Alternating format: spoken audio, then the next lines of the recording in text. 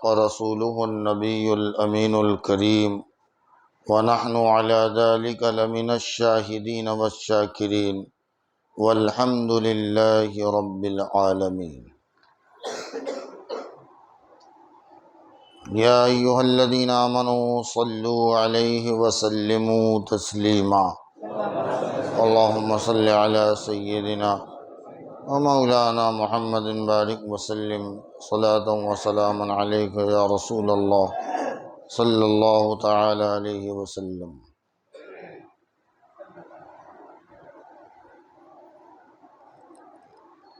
نگاہ مرد مومن سے بدل جاتی ہے تقدیریں، جو ہو ذوق یقین پیدا تو کٹ جاتی ہے زنجیریں.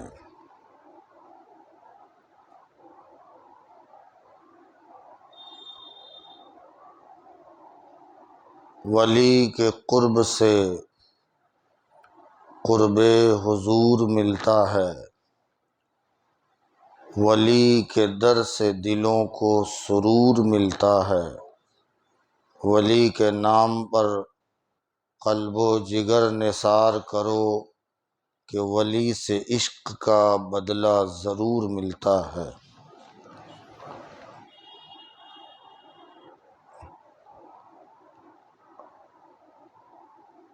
اللہ تبارک و تعالی نے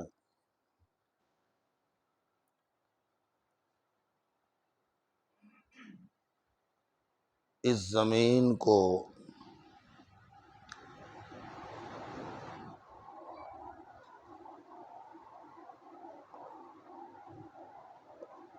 ہدایت کی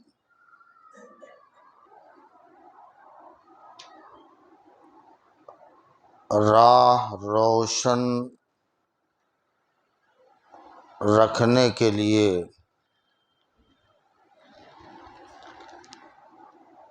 ایک عظیم جماعت کا انتخاب فرمایا، اور ہر زمانے میں ہر دور میں اپنے برگزیدہ بندوں بلفظ دیگر اپنے اولیاء کا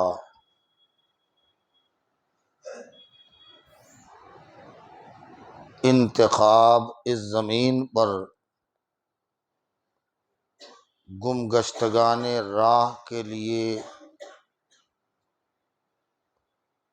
روشن چراغ بنا کر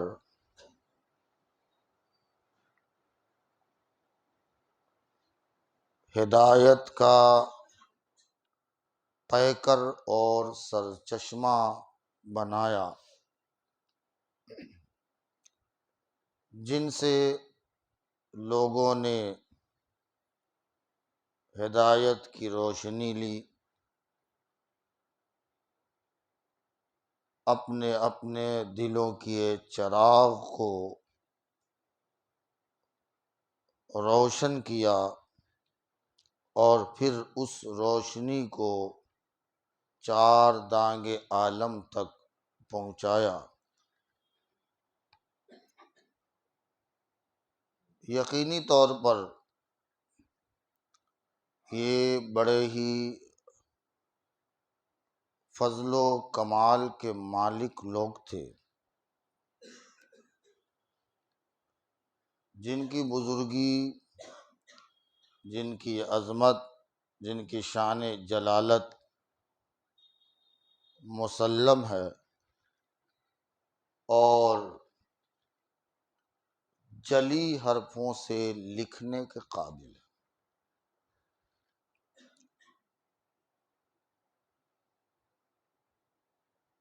پیغمبر صلی اللہ علیہ وآلہ وسلم نے اسی لیے اپنے ان روشن چراغوں کی نشاندہی اس طور پہ فرما دی: اصحابی کالنجوم بِأَيِّهِمْ اقتدیتم اہتدیتم، میرے صحابہ، میرے ہم نشین، میرے ہم جلیس، میرے ساتھ اٹھنے بیٹھنے والے لوگ ستاروں کی طرح ہیں۔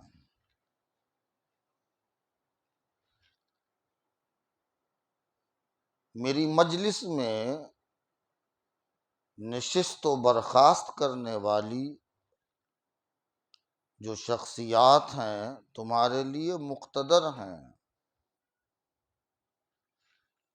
اور اتنی مقتدر ہیں کہ وہ ستاروں جیسے ہیں۔ جس طرح ستارے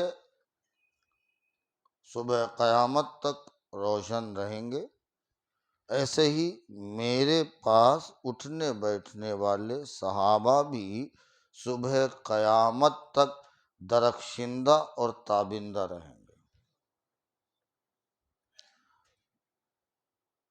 جس طرح یہ آسمان کے ستارے تمہیں روشنی دیتے ہیں، تمہیں اپنی روشنی میں، اپنی تابندگی میں مددگار ہیں اور تمہیں رہنمائی کرتے ہیں، راستہ دکھاتے ہیں، ایسے ہی میرے صحابہ بھی ستاروں ہی کے مثل تمہارے لیے روشن چراغ بنے رہیں گے۔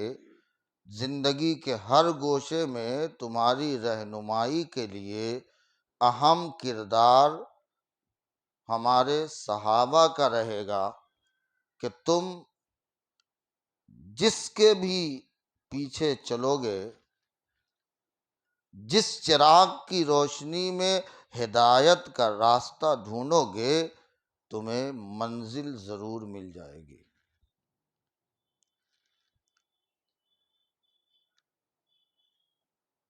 اللہ کا قرآن کہتا ہے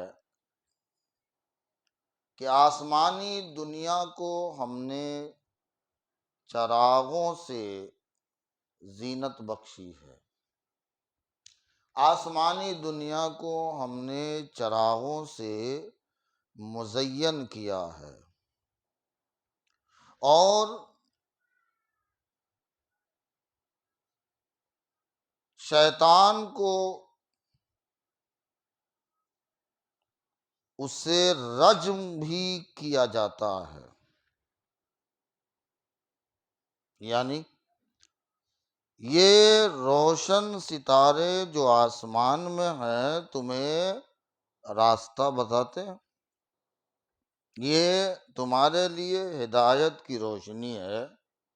اس کے ساتھ ساتھ وہ جو تمہیں ہدایت سے دور کرے، وہ جو تمہارے لیے ظلمت کا راستہ بنائے، وہ جو تمہارے لیے اندھیرا تلاش کرے، اس کو رجم کرنے کی بھی چیز یہی وہ ستارہ ہے، یعنی ان سے شیاطین بھاگتے ہیں، ان سے شیاطین بھاگتے ہیں۔ یہ شیاطین کو بھگانے کا بھی آلہ ہے۔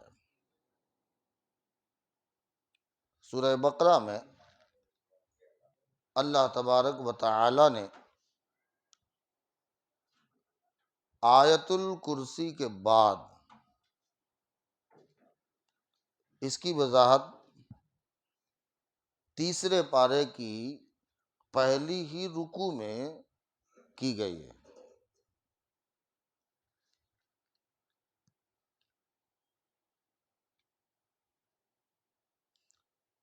اللہ ولی الذین آمنوا یخرجہم من الظلمات الی النور،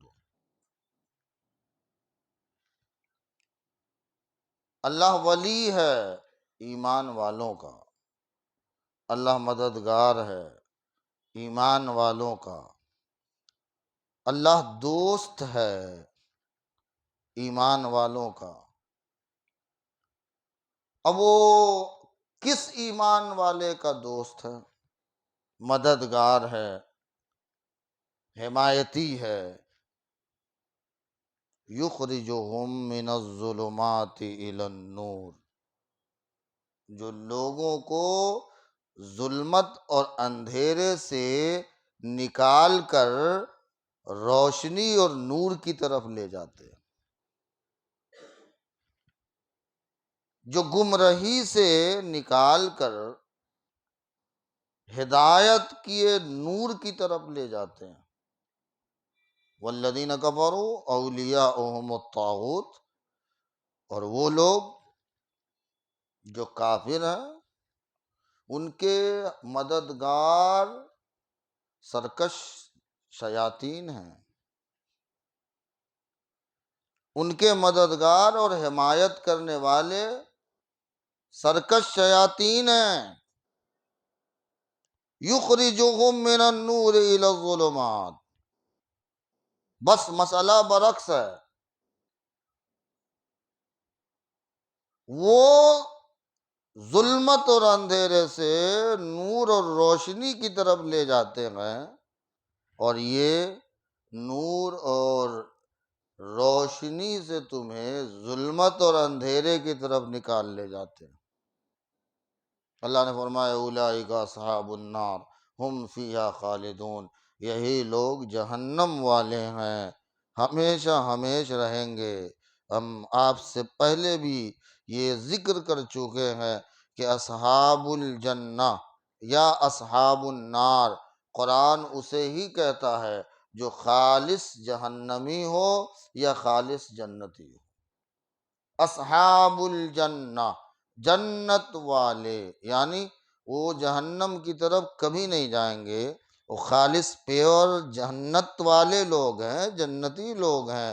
اور جسے قرآن کے اصحاب النار، جہنم والے، اس سے مراد ہے کہ وہ جنت کا کبھی چہرہ بھی نہیں دیکھیں گے، جنت کی بو خو سے بھی واقف نہیں ہوں گے، خالص جہنمی ہوں گے۔ اولئک اصحاب النار، یہی لوگ خالص جہنمی ہیں، ہم فیہا خالدون، یہ لوگ ہمیشہ ہمیشہ جہنم ہی میں رہیں گے، جہنم ہی کا ایندھن بنیں گے۔ جنت میں تو وہی جائیں گے جو لوگوں کو ظلمت سے نکال کر نور کی طرف لے جاتے ہیں۔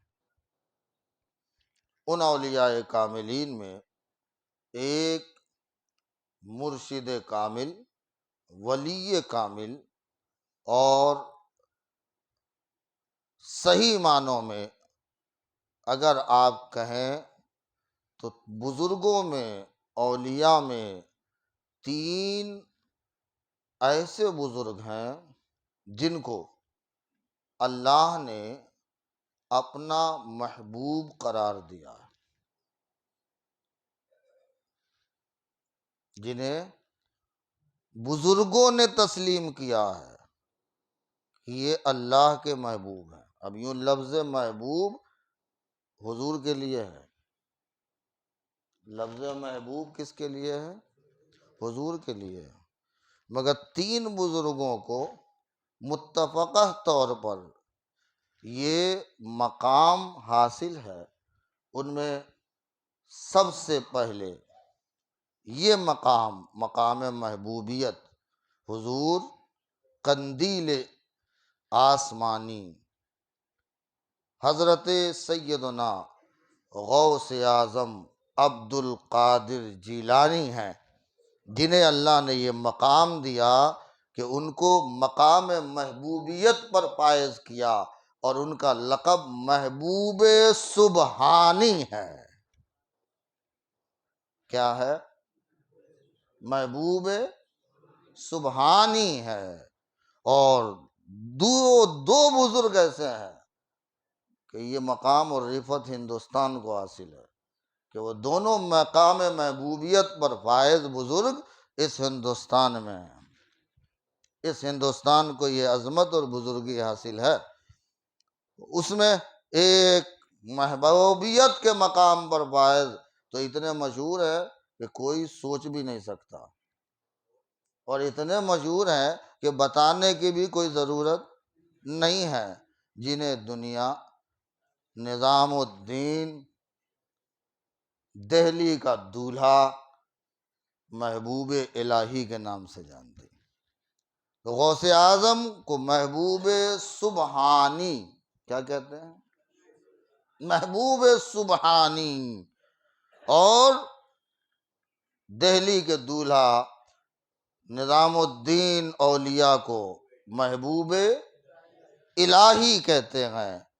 اور ایک محبوبیت کے مقام پر فائز ایک بزرگ ہیں جن کا عرس ابھی 27 کو ہونے والا ہے الحمدللہ، اور جن کی عظمت، ان کی جلالت بزرگوں نے کھلے لفظوں میں ظاہر فرمائی ہے، اور عظیم المرتبت بزرگوں نے ان کی عظمت اور بزرگی کے گیت گائے ہیں، جنہیں تارک السلطنت محبوب یزدانی حضرت سیدنا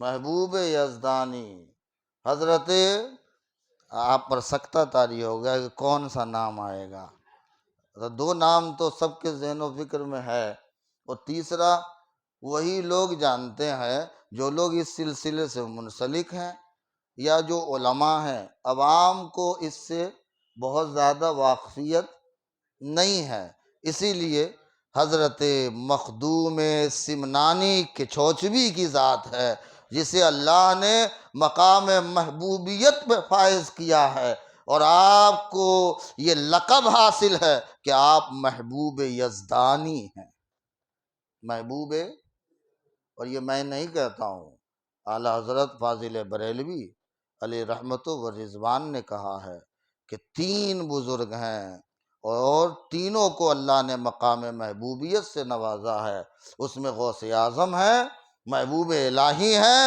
اور تارک السلطنت حضرت مخدوم سمنانی۔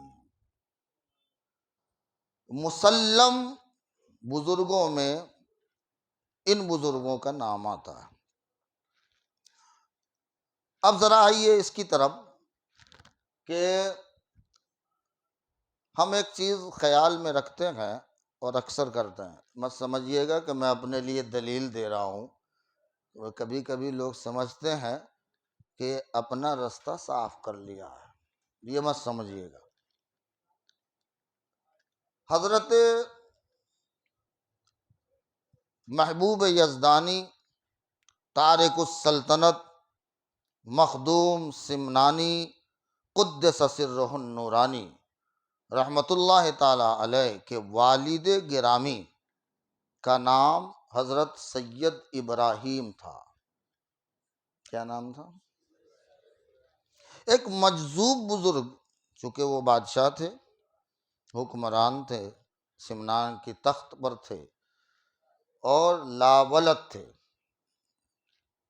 اولاد نہیں تھی۔ ان سے پوچھئے جن کے پاس اولاد نہیں ہوتی، اور پھر یہ کہ کوئی بادشاہ ہو، تخت و تاج رکھتا ہو، اس کی تو خواہش زیادہ ہی ہوتی ہے کہ کوئی ہمارا ہو جو ہم جانشی بنا سکیں۔ ایک دن ایک مجذوب بزرگ جو اسی نام سے موسوم ہے، یعنی ان مجذوب بزرگ کا نام بھی حضرت ابراہیم ہی ہے، وہ محل میں داخل ہوئے۔ اب مجذوب تو مجذوب ہوتے ہیں نا، مجذوب تو مجذوب ہوتے ہیں، اور ان پہ کسی کا بس بھی نہیں چلتا، ان پہ کسی کا بس بھی، ہاں یاد رکھیے گا، مجذوبیت کا مقام بڑا عجیب ہے، وہاں کسی کا بس نہیں چلتا، اور دیوانگی بڑی عجیب ہوتی ہے، یہ دیوانگی بڑی عجیب ہوتی ہے۔ کہا جاتا ہے دیوانے کی نظروں کو جہاں دیکھ رہا ہے، دیوانہ خدا جانے کہاں دیکھ رہا ہے۔ اور کسی نے کہا کہ دیوانے کو تحقیر سے دیوانہ نہ کہنا، دیوانہ بہت سوچ کر دیوانہ بنا ہے، وہ ایسے ہی نہیں بنتا۔ اور جب وہ بنتا ہے تو کسی دور میں اسی کو قلندر کہتے تھے۔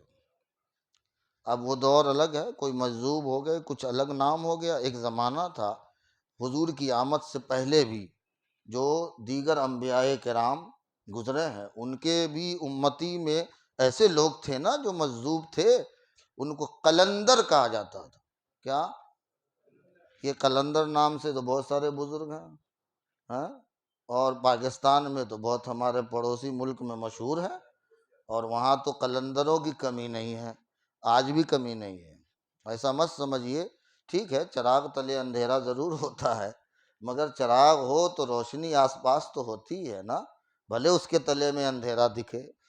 تو قلندروں کی کمی نہیں تھی۔ ایک قلندر ہو تو وہ قلندر بزرگ تھے، نام بھی ابراہیم تھا، اور جو بادشاہ یعنی آپ کے والی گرامی حکمرانی کر رہے تھے ان کا بھی نام ابراہیم تھا۔ اب وہ محل میں گھس گئے، اور گھسنے کے بعد کہا کیا چاہیے؟ کیا کہا؟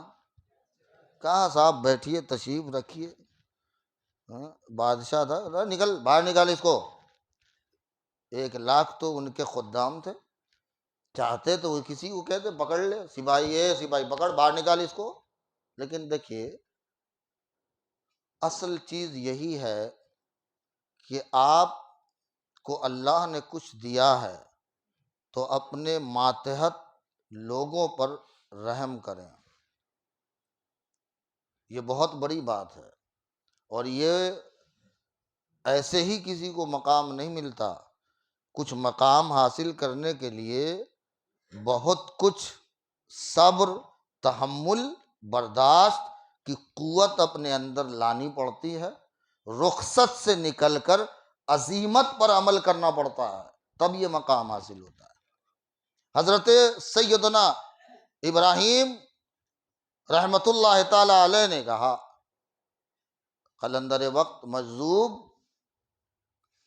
آپ بیٹھیں، مہمان نوازی ہوئی۔ مجذوب بزرگ نے کہا بادشاہ تیری تمنا کچھ ہے، اگر میں دعا کر دوں تو تیری تمنا پوری ہو جائے گی، اگر میں دعا کر دوں تو تیری تمنا پوری ہو جائے گی، دعا کروں؟ کر دیجئے۔ کہا لیکن نہیں، دعا کروں گا اس میں دعا کا کچھ نہ کچھ بدلہ دینا ہوگا، دعا میں کچھ نہ کچھ چاہیے، کیونکہ دعا دینے والا خوش ہوگا، اندر سے باطن روشن ہو جائے گا، تو مسرت اور شادمانی کے عالم میں پھر جب دعا کی جائے گی تو اس دعا میں لذت رہے گی، لہذا پہلے مجھے خوش تو کرو، میں دعا دوں گا۔ کہا صاحب کیا خوش کیا جائے؟ اچھا ذرا اس کو تھوڑا بدل دیجئے، بدل دیجئے ذرا اس کو۔ ہمارے سید یاسین بھائی آوے میرے پاس اور کہیں کہ امام صاحب دعا کرو، اور میں کہوں یاسین بھائی دعا ایسے نہیں ہوگی، کچھ لگے گا بھائی۔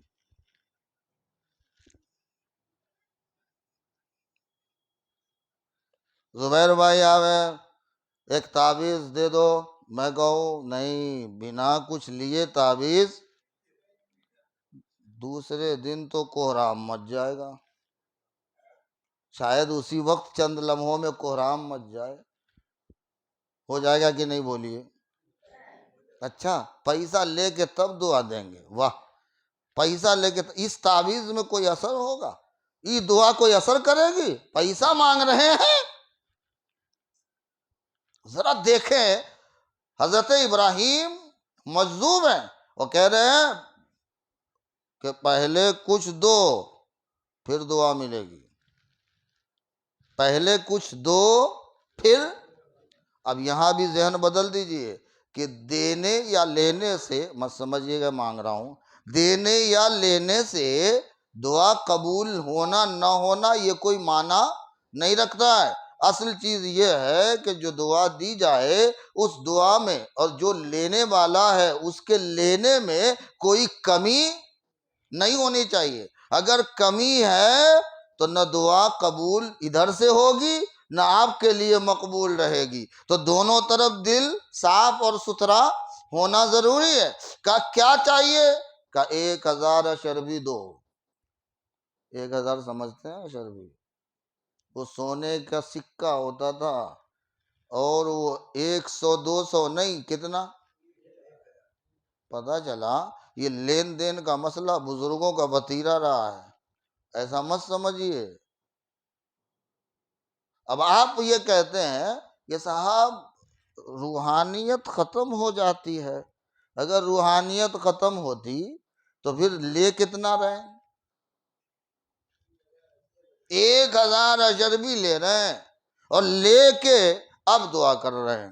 کہا اے ابراہیم، اے بادشاہ، جا میں نے دعا دے دی، اور تیرے گھر میں 2 روشن چراغ آئیں گے، تیرے گھر میں 2 بیٹا پیدا ہوگا، اور ایک وہ جو پیدا ہوگا وہ میں دعا کرتا ہوں کہ وہ بادشاہ نہیں ہوگا، وہ ولیوں کا بادشاہ بنے گا۔ ولیوں کا، وہ مجذوبیت کتنی عجیب و غریب رہی ہوگی، اور پھر وہ دعا لینے والا بادشاہ کتنا عظیم رہا ہوگا کہ اس نے یہ نہیں سوچا کہ اس کے پیچھے ہم 1000 اشربی خرچ کر لیں۔ جیسا کہ ایک بار میں نے آپ سے کہا تھا کہ ایک بادشاہ کی بیوی باہر نکلی اور دیکھا کہ بہلول کچھ کر رہا ہے۔ کہا بہلول کیا کر رہے ہو؟ کہا جنت بنا رہے ہیں۔ کہا اچھا بیچو گے؟ تو بنا کس لیے رہے ہیں؟ بیچنے ہی کے لیے تو ہے۔ کہا اچھا تو کتنے میں؟ بولے 10 روپے میں، فور ایگزامپل 10 روپے میں۔ کہا یہ 10 روپے لے، اس میں لکھ دیا یہ فلانی کا گھر، یہ فلاں کا گھر ہے، یہ ان کے نام کا۔ آپ کبھی حرم میں گئے ہو تو پانی کے کیا بولتے ہیں اس کو، نہر ایک جاری ہے جسے نہر زبیدہ کہتے ہیں، اور آپ حرم میں وہاں دیکھے ہو کہ پانی وہاں تک پہنچانے کے لیے انہوں نے بڑی محنت سے وہ نہر بنوائی تھی۔ خیر شوہر کو کہا ہم نے بھائی جنت خریدی ہے۔ شوہر نے مذاق اڑایا، عالم بھی تھے بادشاہ بھی تھے، کہا بیوقوف عورتیں، کچھ عقل ہی نہیں ہے، ارے گئے وہ مجذوب آدمی ہے، ویسے ہی گھروندہ بنا رہا تھا اور تم اس کو جنت سمجھ کے خرید لیے۔ رات میں خواب میں دیکھا کہ جنت میں ٹہلنے نکلے ہیں، جنت ہے اور جنت کا مکان ہے۔ ایک دیکھا کہ مکان میں لکھا ہوا تھا بیت زبیدہ، زبیدہ کا گھر۔ اندر داخل ہونے لگے تو سپاہی نے روک دیا، کہاں جا رہے؟ بولے میری بیوی کا ہے۔ بولے وہ وہاں چلتا ہے، یہاں نہیں چلتا، یا جس کا ہے وہی جاوے۔ ہیں آنکھ کھلی، بڑی مشکل سے صبح ہوئی، وہ اٹھایا، کہا چلو چلو ہم بھی خریدنا چاہتے ہیں۔ کہا اچھا کل تو مذاق اڑا رہے تھے اور آج خریدنے کی آج تم کو بھی پڑ گئی۔ خیر نکلے، پھر دیکھا کہ وہی کر رہے ہیں، بہلول مجذوب بزرگ تھے۔ پھر پوچھا، وہی جواب ملا۔ کہا بیچو گے؟ کہاں مثلا؟ اب بولے کتنا؟ تو بولے 100 روپے۔ بولے کیا کرتے ہو ظالم، کل 10 روپے آج 100 روپے، اتنا مہنگا ہو گیا ایک دن میں؟ اتنا پیٹرول کا پیسہ مودی نہیں بڑھاتا روز کا، وہ بھی سال ہول میں بڑھاتا ہے، تم روز روز بڑھانے کے لیے اتنا زیادہ 10 گنا زیادہ ہوتا ہے۔ تو اس بہلول نے کہا تھا کہ بادشاہ تجھے سمجھ نہیں پڑتی، وہ جو کل لینے آئی تھی وہ جنت کو بنا دیکھے لینے آئی تھی، آج جو تم آئے ہو وہ دیکھ کے آئے ہو، بنا دیکھے قیمت کم ہوتی ہے، دیکھنے کے بعد قیمت بڑھ جاتی ہے۔ بزرگوں کا مزاج ہوتا ہے، بزرگوں کی نظر بڑی عجیب و غریب ہوتی ہے۔ اور پھر ایسے موقع پر یہ جو عمل ہوتا ہے اس میں بھی کوئی نہ کوئی راز چھپا ہوتا ہے، کوئی مفہوم چھپا ہوتا ہے، اور اس مفہوم کو نکالنا آپ کا کام ہے، سمجھنا آپ کا کام ہے۔ اب جب دعا دیا تو حضرت سیدنا مخدوم سمنانی، اشرف جہانگیر سمنانی قدس سرہ النورانی پیدا ہوئے۔ اس کی ہمیں مثال حدیث میں بھی ملتی ہے، بخاری میں ہے، ایک حدیث میں اس کی وضاحت ہے، یا میں بیان کر دوں، باقی باتیں انشاءاللہ کریں گے۔ پیغمبر صلی اللہ علیہ وآلہ وسلم کے کچھ اصحاب نکلے باہر، کسی جگہ سے آپ کا گزر ہوا، اس محلے میں آپ نے پڑاؤ ڈالا اور لوگوں سے کہا کہ ہم لوگوں کی ضیافت کرو، مہمان نوازی کرو۔ لوگوں نے انکار کر دیا کہ نہیں، ہم کسی اجنبی لوگوں کو ہم مہمان ہم نہیں بناتے، ہم تمہیں کچھ نہیں پوچھیں گے، کھانے پینے کے لیے کوئی۔ انہوں نے پڑاؤ ڈال دیا۔ وہ ہوا یہ کہ اس کا جو سردار تھا اس کو سانپ نے کاٹ لیا تھا، سانپ کا زہر اثر کر رہا تھا۔ اس وقت جتنے طبیب اطباء تھے ان کے علاقے میں سب پریشان ہو گئے، سب کا علاج چلا، دوائیں یہاں چلیں، لیکن اس کے باوجود وہ افاقہ نہیں ہوا، اس کو کوئی فائدہ حاصل نہیں ہوا۔ پھر کسی نے اشارہ کیا کہ بھئی کچھ اجنبی لوگ آئے ہیں، وہاں پڑاؤ ڈالے ہیں، ہمارے یہاں اترے ہیں، وہ قافلہ ہے، کبھی ہو سکتا ہے ان سے چل کے ملو اور ان سے کہو کہ بھئی ہمارا سردار ایسا ایسا مسئلہ ہے، اس مرض میں مبتلا ہے، شاید ممکن ہو کہ اس میں سے کوئی آدمی اس ٹائپ کی کوئی چیزیں جانتا ہو، اور اگر وہ ہمارے پاس آئے اور کم سے کم اس سردار کو ہمارے جابر کر سکے۔ یہ لوگ گئے، کہا دیکھو جی، ہم تمہارے یہاں آئے ہیں، ہم نے کہا ہماری ضیافت کرو، تم نے ضیافت کرنے سے انکار کر دیا، ہم کو بہت تکلیف ہوئی، ہمارے پاس ایک دم ہے، ہمارے پاس ایک دم ہے کہ اگر ہم کر دیں تو تمہارا سردار شفا یاب ہو جائے گا، تمہارا سردار شفا اس کو مل جائے گی، مگر بنا کچھ لیے دیے ہم یہ کام، یہ بخاری میں ہے، سنیے، یہ بخاری شریف میں ہے، بنا لیے دیے اجرت لیں گے، اجرت کے بغیر ہم یہ کام تمہارا نہیں کریں گے۔ کیوں کہ تم نے ہماری ضیافت نہیں کی، مہمان نوازی کیے ہوتے تو پھر اجرت طلب نہیں کرتے، مگر تم نے ہماری مہمان نوازی نہیں کی، اس لیے اب اجرت کا مسئلہ آ جائے گا، ہم تم سے اجرت طلب کریں گے، بولو دو گے؟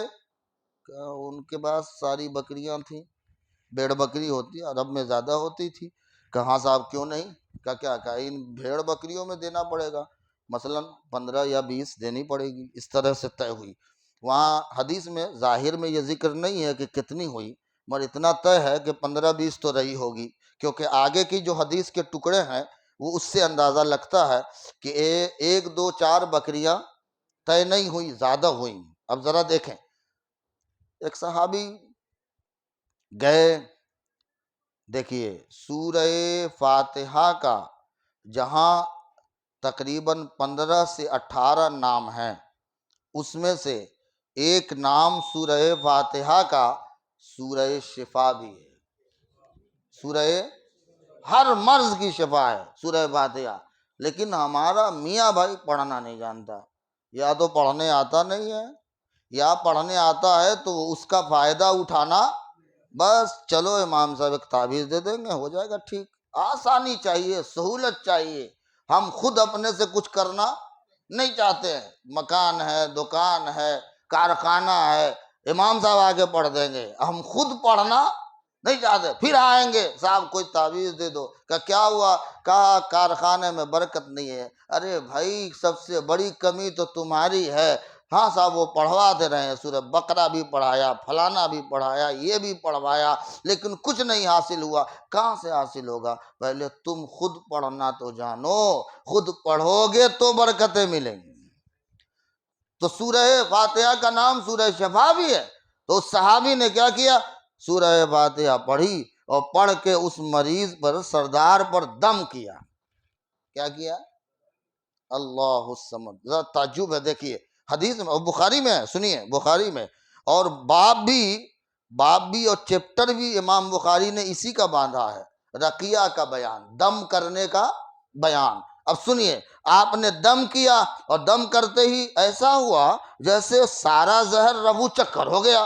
اب وہ سردار اٹھ کے چلنے لگا، پتا چلا جیسے کہ اس کو کچھ ہوا ہی نہیں تھا۔ اللہ نے شفا بخش دی، اور شفا بخشنے کے بعد وہ جو اجرت طے ہوئی تھی وہ لے لیا اور لے کے چلے۔ اب راستے میں خیال ہوا، اب ہم لوگ جیسے لوگ تو نہیں تھے نا، جیسا ملے اندر، کالا پیلا اجلا جیسا آوے سب اندر ڈال لو۔ صحابہ بہت ڈرتے تھے اس معاملے میں کہ کہیں کوئی حرام کا حصہ نہ اندر چلا جائے، اس سے بہت احتراز کرتے تھے۔ آپس میں طے ہوا، یار یہ تو لے لیے ہیں، مگر لینا جائز ہوگا یا یہ ہم نے لے تو لیا ہے مگر یہ ہمارے لیے حلال ہوگا یا حلال نہیں ہوگا؟ کہ چلو بارگاہ رسالت میں جب پہنچیں گے تو پیغمبر سے سوال کریں گے، پوچھیں گے، اگر حضور اجازت دیں گے تو کھایا جائے گا، اور حضور اجازت نہیں دیں گے تو ہم نہیں کھائیں گے۔ بارگاہ رسالت میں پہنچے، امام بخاری لکھتے ہیں حضور سے کہا، حضور ایسا مسئلہ آیا، کیا حضور ہم اسے استعمال کر سکتے ہیں؟ نبی مسکرا اٹھے، اللہ الصمد، نبی مسکرا اٹھے، نبی کے زیر لب تبسم آیا اور مسکرا کے رسول نے کہا، ارے میرے صحابہ قربان جاؤ، تمہیں کیسے معلوم کہ سورہ فاتحہ سے دم بھی ہوتا ہے؟ اللہ الصمد، تمہیں کیسے معلوم کہ سورہ فاتحہ دم بھی کام آتا ہے؟ رقیہ بولتے ہیں عربی میں، یہ کام آتا ہے، تمہیں کیسے پتا چلا؟ نبی مسکرائے اور مسکرا کے ارشاد فرمایا، کھاؤ اور ایک حصہ میرا بھی رکھنا۔ اللہ الصمد، ایک حصہ، یہ جملہ بہت اہم ہے۔ حضور نے فرمایا ایک حصہ میرا بھی رکھنا۔ یہ اشارہ کیا تھا؟ سنیے، یہ اشارہ یوں نہیں تھا کہ میرا بھی کچھ ہونا چاہیے، نہیں، اشارہ کیا تھا؟ سوال کیا ہوا؟ آیا یہ ہمارے لیے حلال ہے یا؟ دیکھیے سوال کیا ہوا، صحابہ نے پوچھا حضور ہم نے لے تو لیا ہے، اجرت بھی طے کر لی، مگر یہ حلال بھی ہوگا یا حلال نہیں ہوگا؟ استعمال کریں یا استعمال نہ کریں؟ دیکھیے دل پر تسلی کا مرہم ڈالنے کے لیے حضور کا جملہ کتنا اہم ہے۔ پیغمبر نے فرمایا اس میں میرا حصہ بھی رکھنا، یعنی کہ یہ تیرے لیے تو تیرے لیے، تمہارے پیغمبر کے لیے بھی حلال ہے، اس میں کوئی پریشان ہونے کی ضرورت نہیں ہے۔ یہ وہ ہدایت کے ستارے ہیں جنہیں اللہ تعالیٰ نے نبی کا ہم نشین بنایا، نبی کی مجلس میں اٹھنے بیٹھنے والا بنایا، اور وہ ہمارے لیے سب سے بڑے مشعل راہ ہیں، یہ ہمارے لیے ہدایت کے سرچشمہ ہے۔